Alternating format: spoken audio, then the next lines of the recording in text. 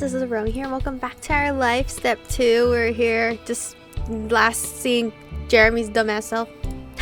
This sucks. I was hoping you could meet someone fun, hang out maybe. He shook his head after a moment. He slowly turned to you with a hopeful expression. But, you know what would really improve the day? What? He didn't respond. Instead, he used the hand to point right at the fruit arrangement that you're still holding. How was I holding it when I crossed my arms? You completely forgot about it during the mini drama that unfolded. He had gotten used to the wait. Glancing over to Cove, you noticed he was eyeing the fruit. He must want some too. Why not? Let's see. Derek perked up immediately at your words. He reached out for his skewer, hesitating slightly once he was inches away. Are you sure? He nodded. With an eager grin, he plucked out a prime row of fruits. Cove grabbed one for himself after him. Only you were without a skewer of your own. He took a pineapple, a grape, a strawberry, a melon. Oh, I love strawberries and melons, but I'll probably go for the strawberry. The strawberry was a bright red and beckoning you. It was obviously first choice. It was the obvious first choice. Derek ate a pineapple skewer enthusiastically, finishing it within moments. This is amazing. Nice. It tastes pretty nice, and this fruit kebab thing is fun.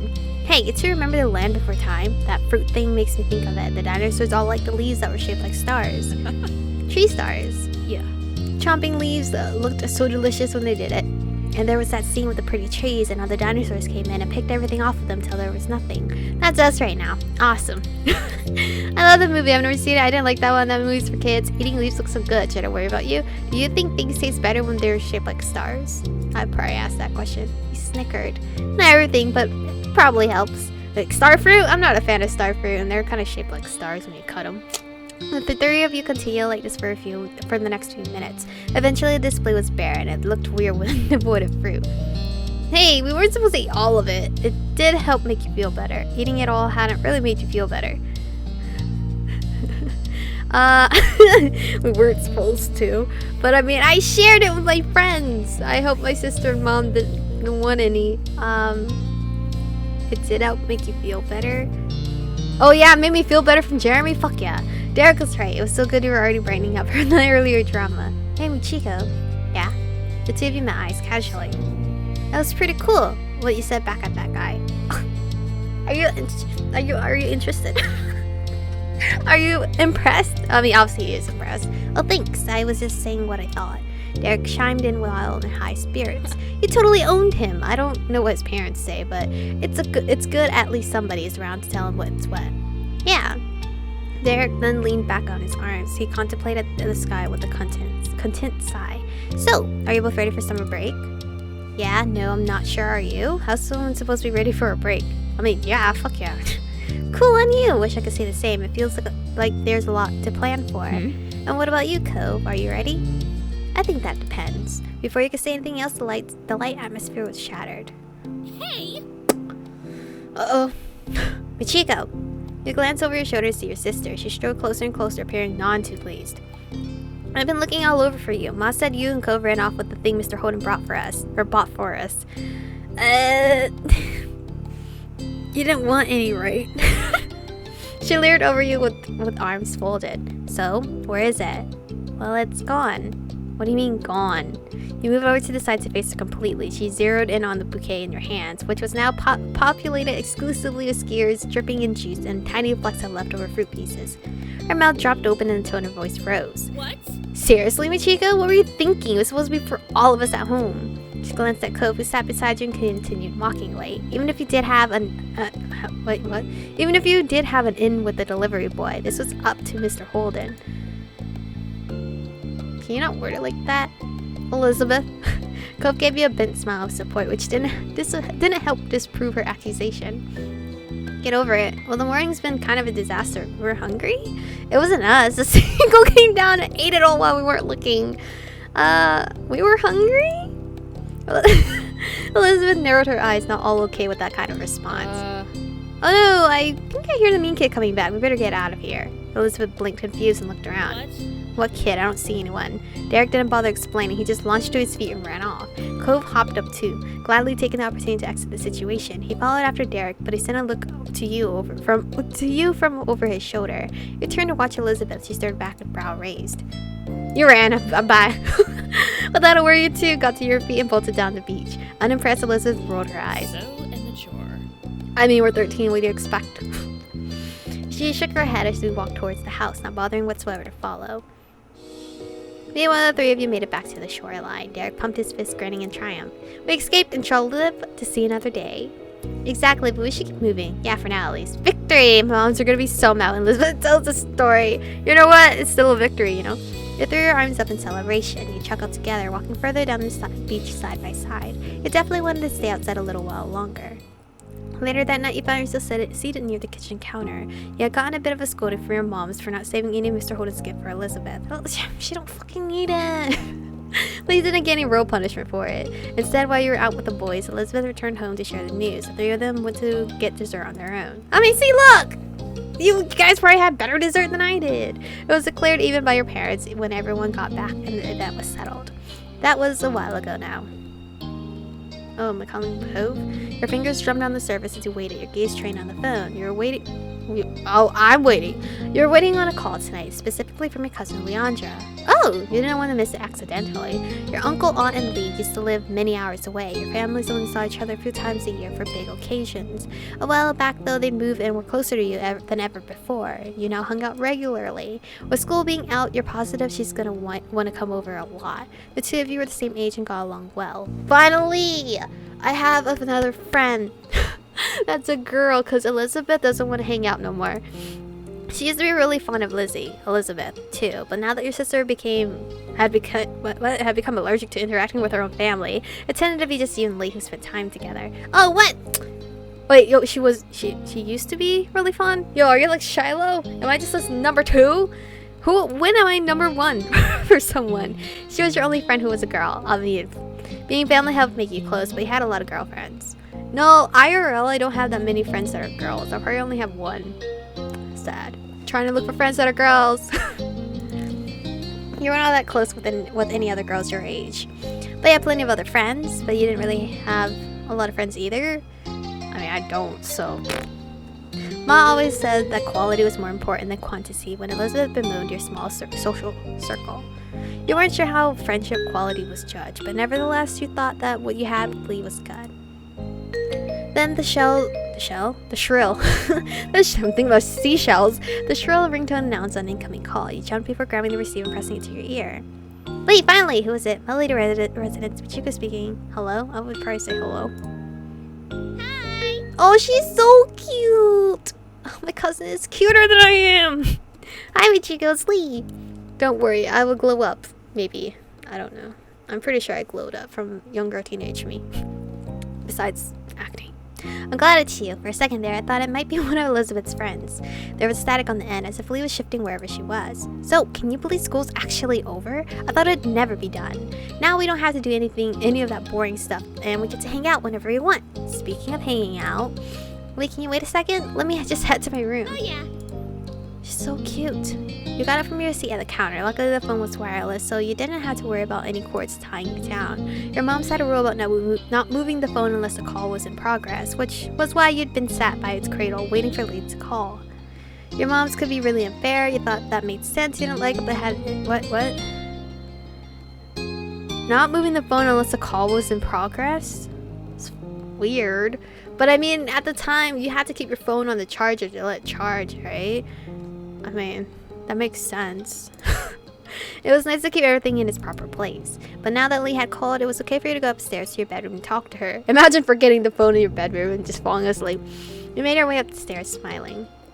After you had arrived and shut the bedroom door firmly behind you, you took a seat on your bed. I don't know if the background here has changed as well, because I don't remember seeing this building here.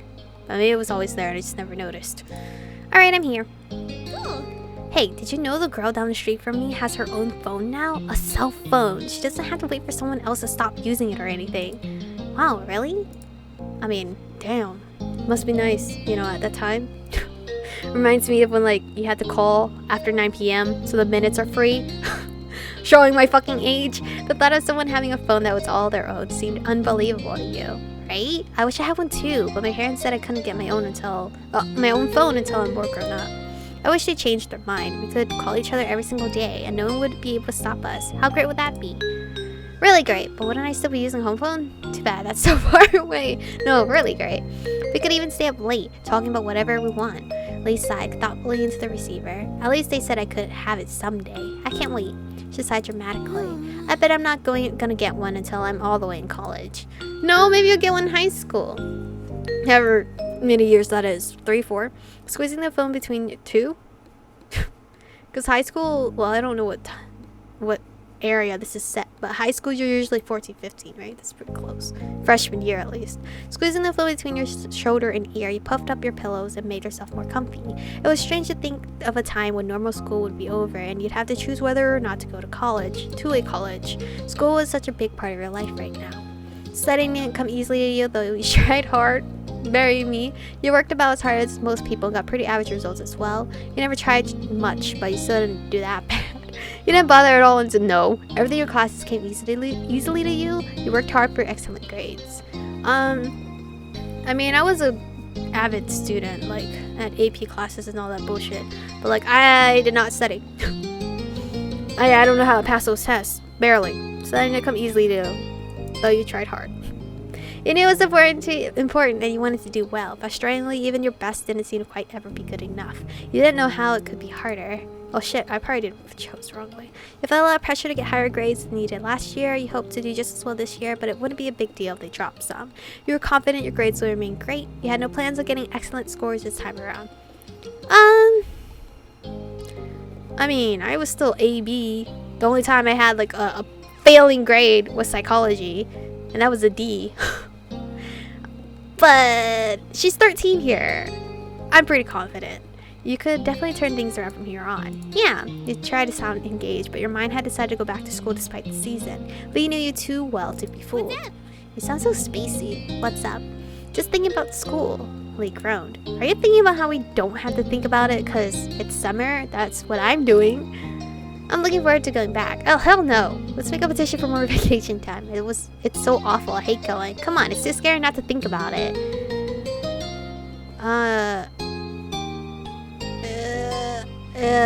I don't like any of these choices. It's too scary to not think about it. No matter how much you wanted to enjoy your free time, the creeping dread of knowing that it would come to an end was always there beside you. I get what you mean. Though I guess school isn't all the way bad. You can do some good things there. You can just do more when school's out. Learning the new things can be cool. Gym is pretty great. Ew. The only time I enjoyed gym was like badminton. Other than that, nothing else. And basketball. It's the easiest way to hang out with people not in the neighborhood. The cafeteria lunches at my school could be better than they had any right to be. There's nothing good about my school. It's easier to hang out with people, you know. If I didn't go to school, I'd never meet anybody new. No one really comes here. Learning new things can be cool too. I just wish everyone did okay with how they taught the things, not just some people. Me too. That's it. I don't care about those other 2 options. And that's pretty much everything that's good about school. Okay, point taken. Alright. Now I did create the topic of school, especially clothes. We have to talk about the summer first before we start planning the rest of our lives. I've got some plans already. Ooh, tell me. I'm gonna visit my cousins. You chuckled, of course. What's something you want to do? The first thing that comes to your head. See Cove? Is Cove on this list? I want to spend time with people. I've got new art supplies. Reading. I'm going to catch up on movies and TV.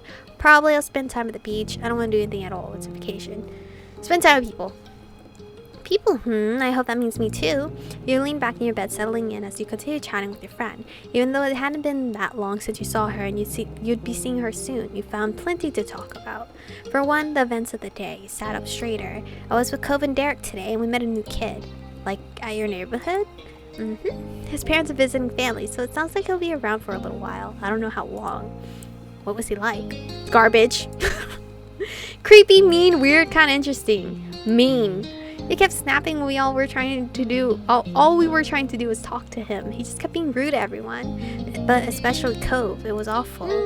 I don't think I want to meet him. You want a boy to stay away before even meeting him? That's an unexpected twist.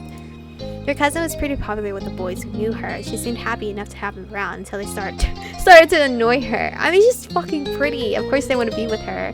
Who are you to talk? Cove and Derek are always around. They're both boys, you know? Yeah, but they don't feel the same way about me. That is not the same. They're not always around. I'm not the one who invites them. They show up on their own. You weren't able to say anything to that. That's true. No, it's not the same. We laughed at your rejection of the idea, deeply amused. Even though she couldn't see, you shook her head at her, grinning to yourself. Oh. Time to peace out on this episode because Elizabeth has shown up. Why is she so mean to us? But I understand because at the age of 15, you have your own friends. You're just finding out about yourself. Like, it's a whole new world. You don't want to be associating with your family. We're going to have arguments. It's the norm, you know. And then when you get older, you're closer to your siblings again. It's crazy how life like that happens. Not all the time though, because I know there's still some siblings that don't fucking talk to each other. But my brother and I do talk to each other. We've had all of our bad blood arguments. No actual blood. When we were younger. So anyway, this is where we're gonna stop for today's episode. Stay beautiful, and I'll see you guys in the next one.